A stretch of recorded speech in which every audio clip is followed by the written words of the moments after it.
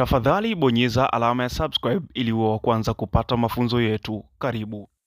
Assalamu alaikum warahmatullahi ta'ala wabarakatuh. Alhamdulillahi rabbil alamin wassalatu wassalamu ala ashrafil mursalin. Mpenzi mtazamaji, tumshukuru Mwenyezi Mungu mimi pamoja na nyinyi kwa kutuamsha salama na kutupa afya njema kwa kusema alhamdulillahi rabbil alamin.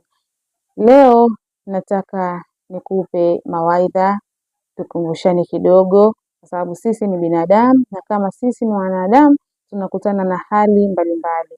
Sasa leo nataka nikupe dua ambayo utaisoma na mambo ambayo unatakiwa uyafanye pindi unapopatwa na hasira. Hasira ni ya kila mwanadamu, ana hasira kwa sababu binadamu hatujakamilika na tunaudhiana. Wenyewe wanakuambia hata vikombe kabatini vinagongana, sembuse sisi wanadamu wenye mioyo, nafsi zinauma. Hivyo basi hadithi ya Mtume anahadithia Abu Huraira radhiallahu anhu, anasema alikuja bwana mmoja kwa Mtume na alimuomba Mtume sallallahu alaihi wasallam, akamwambia ya Rasulullah, ni waidh, kwa maana nipe mawaidha au nikumbushe. Alisema ya Rasulullah, ni waidh, na Mtume akasema usighadhibike. Akalirudia tena na tena ilo neno usighadhibike, usighadhibike, usighadhibike, kwa maana ya kwamba hapa hakufundishwa yule mtu tu, hakupewa mawaidha yale yule mtu, lakini ndio maana mpaka sasa hivi tunazisoma, tunajifunza kupitia hadithi za Mtume, kwa maana maneno yale hayakuwa ya kwake yeye tu, yalikuwa mpaka kwetu sisi, ni nasaha kwetu sisi. Kumbe Mtume anasema kwamba endapo kwa kupitia hadithi hii hapa inajieleza wazi kabisa. Mtume mwenyewe anasema usighadhibike, yani tusighadhibike sisi.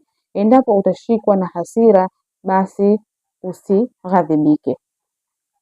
Sasa utasoma dua gani endapo hali hii itakukuta? Maana unaweza ukajikuta unafanya jambo kubwa ukiwa na hasira. Sura ya 7 aya ya 199 mpaka aya ya 200 inasema, maneno ya Mwenyezi Mungu hayo yanasema, shikamana na kusamehe na amrisha mema na majahil au wajinga.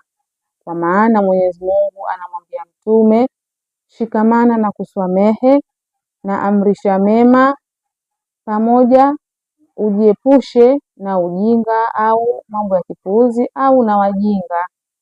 Kwa maana anajua wazi kabisa endapo utakuwa unawapa nafasi wale wajinga, basi wewe utaghadhibika.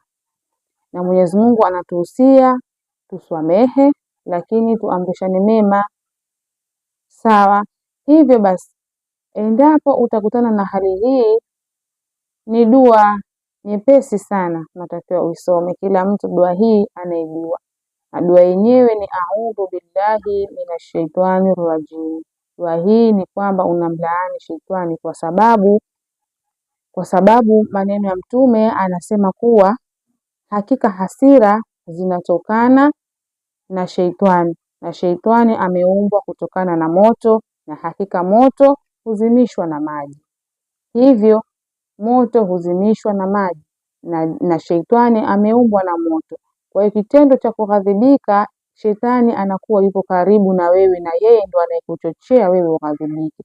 Hivyo ukikumbuka mara moja natakiwa niseme nini, a'udhu billahi minashaitani rajim, hii ni kama maji umemwagia shetani, anakimbia, anapoa, anakuwa hayuko tena karibu na wewe hasira zinakusha. Hiyo ndio dua ambayo unatakiwa uisome endapo utakumbana na hali ya hasira. Sasa lakini kwenye hadithi hiyo hiyo Mtume anasema kwamba shetani ameumbwa na moto, na hakika moto huzimwa na maji. Kwa hiyo Mtume anasema yeyote miongoni mwenu atakayepandwa na hasira na atawadhe. Shapanda na hasira tu ukakumbuka kusema a'udhu billahi minash shaitani rajim, bado tia udhu wako.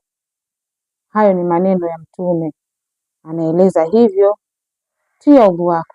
Lakini pia maneno mengine ya Mtume amesema kwamba wakati wowote mmoja wenu atakapopandwa na hasira, akiwa amesimama, basi na akae chini. Kama kwa kufanya hivyo hasira itamtoka, ni vyema, lakini kama haitatoka, na alale chini. Unaona hapo, utasoma dua hii a'udhu billahi minash shaitani rajim, utia udhu. Maana kuna wakati tunakumbana na vitu ambavyo kiukweli vinatukwaza, inafika kiwango ambacho mtu hasira mpaka anaua. Subhanallah, anaua mtu kabisa. Mwenyezi Mungu atukinge na hilo. Anapiga mtoto wake mpaka anamvunja, inapelekea msemo ule wa hasira hasara. Hivyo endapo utakumbwa na hali hii, ufanye nini? Narejea, utasoma a'udhu billahi minash shaitani rajim, utatia udhu. Baada ya kutia udhu, kama ukiwa umesimama, basi kaa chini, na kama ukiwa bado unaona ile hali bado inakuandama ya hasira, basi unaambiwa ni vyema ukalala chini. Lala ukapitwa na usingizi, inawezekana ukishtuka baada ya pale hasira zimepungua. Hivyo kutokana na hadithi hizi Mtume sallallahu alaihi wasallam